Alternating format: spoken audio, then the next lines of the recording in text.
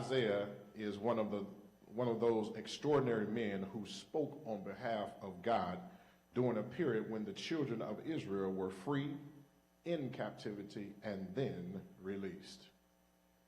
His name is attributed to all 66 chapters that covers a very vast period of time.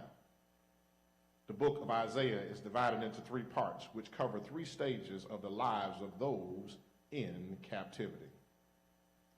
There is first Isaiah, second Isaiah, also known as Deutero-Isaiah, and third Isaiah, which is also known as Trito-Isaiah. It appears that God in this third period text has come to some point of reference to share with the children of Israel his new passions for their lives. God reminds them of their disobedience to him, which led him to constrain them with the corrective measures to get their undivided attention.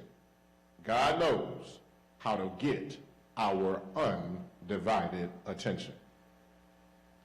When life is low, times are tough and troublesome. When life is low, people tend to be insulated and isolated. When life is low, there tends to be no celebration and no explanation as to why life is the way it is when we're going through a low period.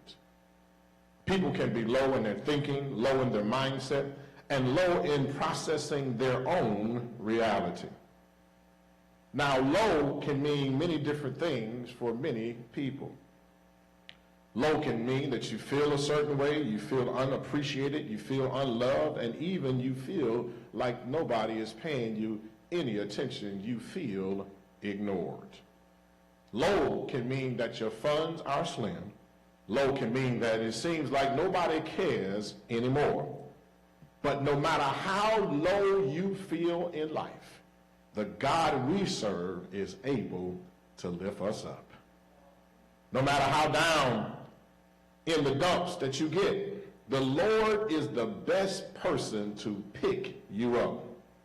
I got this from the commercial, but God is the best picker-upper that only humanity has ever known in its life. God is the restorer of things better. God does some marvelous things for his children. He knows how to bless us so that we can be a blessing for others. God is just wonderful to you and me. However, no matter how good God is to us, no matter how wonderful God is to us, we as humans have the tendency to be some rebellious people. Humanity is prone to be difficult to deal with at times. No matter how much God blesses us, we remain hard-headed people no matter what. We can be hard-headed and hard-hearted at the same time. We humans have the innate ability to get on each other's nerves, and can you imagine how God feels? Can you imagine blessing a whole nation of people who were ungrateful to the point that they still chose to worship idol gods? They chose to worship the gold that you created. They chose to worship images out of raw material that you made, and God didn't get any reverence after all God had done for them. They still found it necessary to worship things that could not do nothing for them. Can you imagine people, after you've delivered them, after you've saved them, after you helped them to navigate through all of the wars, they still found it necessary to bow down and worship other people's gods?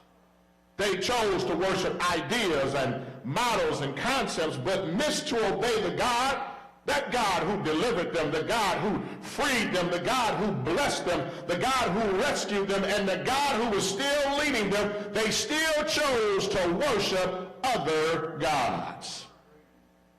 Even today in our world, even in the pews across America, people still feel as though they can live just any old kind of way. We have rich people who are ungrateful for the possessions that God has allowed them to have. We have wealthy people who exploit and marginalize others to have dominance and prominence over them. We have powerful and influential people who use their political positions to mold and model things after their own selfish ambitions and personal greeds. People need to understand everything that we have belongs to the Lord. I need to say that again because somebody didn't catch that. Everything we have belongs to the Lord.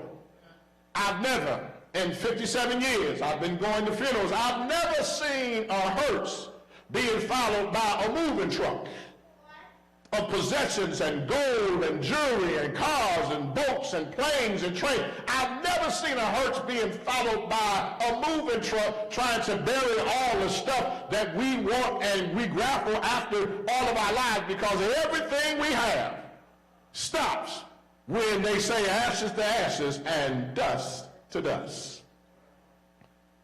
We even have renown even in church. We have hard-hearted people who cannot lead and they cannot follow. We have people who, in the name of helping out, throw rocks at other members when they themselves are trying to kill the vision of the Lord. People try to destroy the church's vision by not being cooperative, by not helping out, by not following through, by doing whatever they want to do when they get ready to do it and whenever they want to get it done. And these same people call themselves trying to be great in God's eyes and don't even know that they're worshiping systems, they're worshiping beliefs that are contradictory to what God would have them to do, because people need to be liberated and not oppressed. Stephen Maraboli says this: those who have the ability to be grateful are those who have the ability to achieve greatness. Whoever renders service puts himself or herself in the line of greatness, according to John Rollo. Great wealth, great return, great satisfaction, a great reputation, and some great joy. Can I help somebody? It was the sons of Zebedee who came to Jesus. They snuck in. They wanted to talk to Jesus, but they brought their mama with them. And their mama wanted to know, Jesus, which one of my sons is going to sit on your left hand and which one is going to sit on your right hand? And Jesus said, wait a minute. The left and the right is not for me to give, but if you want to be great, make sure that you are servant of all and servant to all. We got to help people to understand that service to God and service to humanity is what's going to make you great. It doesn't matter how upright you say you are, how holy you claim that you be, but if your heart is not right and your mind is not pure, that means everything you do is going to be tainted with your own selfish, egomaniacal self. Kindness is the essence of greatness and the fundamental characteristics of the noblest men and women I have ever known. That's Joseph Wirtland's conversation. We have to be careful that our energy, our focus on trying to be great doesn't step on somebody else trying to get where you're going. I like Jesus because Jesus shows us you don't have to step on anybody else when your energy is focused on what God has called and ordained for you to do. When God gives his directions, we have to learn that in order for us to be great, we have to do what God would have us to do. And I don't know about you, but I am seeking God's approval to become somebody in the Lord. However, God deals with all of them and all of us through his mercy, his long-suffering, and his grace. I don't care who you are. I don't care what your status is in life. My brother and sister, this morning, everybody is a grace case. God's mercy brought you up, and it was God's mercy that is bringing you out. God, long-suffering, forgives, and God, long-suffering, gives you because God does not take everything out on you that you deserve. And then God doesn't give you everything that you deserve. Let me take you, I know I talk fast, let me slow down. What you deserve, God doesn't give you. And what you think you deserve, you don't get. Because if God gave you everything you wanted, you wouldn't want for anybody else to have anything because you already know you're selfish and it's all about you. Grace erases our mistakes and gives us another chance to get it right. If if it wasn't for grace, you and I would not have another chance to do the same thing that God gave us a chance before to do to get it right. Because all of us are subject to this one little thing. It's over in Romans 6, it's over in Romans 3:23, and we all have sinned and come short of his glory. What that really means is that we all have missed the mark. And if it wasn't for God being the one who's capable of helping us see our mistake and then giving us another chance to get it right, we would go off thinking that we're right all the time. I'm afraid of people who always think they're right and can never say, I'm sorry for what I've done. People hurt your feelings, they say stuff to you, and they know what they say is wrong. And in another breath, they act like everything is all right. We have to watch how we treat one another, because how we treat one another, we'll have to give an accountability to God when we get to heaven. I don't know how you feel about it. I know people don't talk about heaven as much as they used to talk about it, but I'm trying to tell somebody, we all got to stand before God and give record for everything we've done. And guess what? God has a big memory bank. God is not limited like our computers, like our clouds. God don't forget nothing you and I ever do.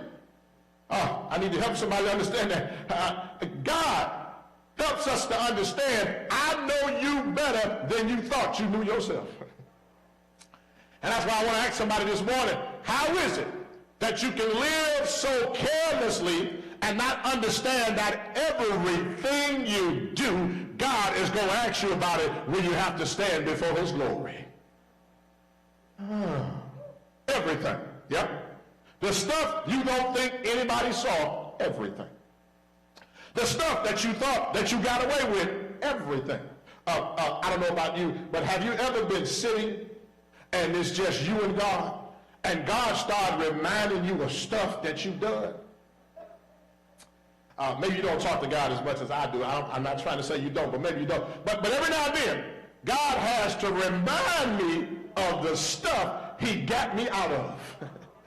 And then God reminds me of the stuff that he withheld from me that was coming my way, and that's why he redirected me somewhere else.